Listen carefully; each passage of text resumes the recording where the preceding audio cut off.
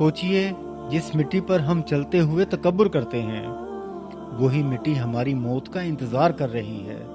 इंसान की अकल पर पर्दा देखिए, वो उस दुनिया के लिए घर बना रहा है जहां से उसने निकल जाना है, और उस कब्र को भूल गया है जहां उसने हमेशा रहना है। हजरत अली रजी अल्लाह अन्हु ने फरमाया था, इंसान की औकात क्या है? शुरुआत एक कतरे से, इंजाम मिट्टी का ढेर, और दरमियान में ये इतना गरूर। हम रिश्तों में मुनाफकत सिर्फ इसलिए करते हैं ताकि दुनिया में थोड़ा सा मुनाफा कमा सकें, लेकिन ये भूल गए हैं कि कफन में कोई जेब नहीं होती।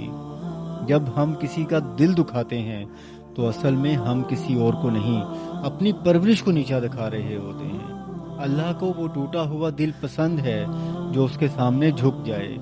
मुनाफकत आपको दुनिया में तो जिता सकती है, मगर खुदा के सामने हमेशा के लिए हरा देगी।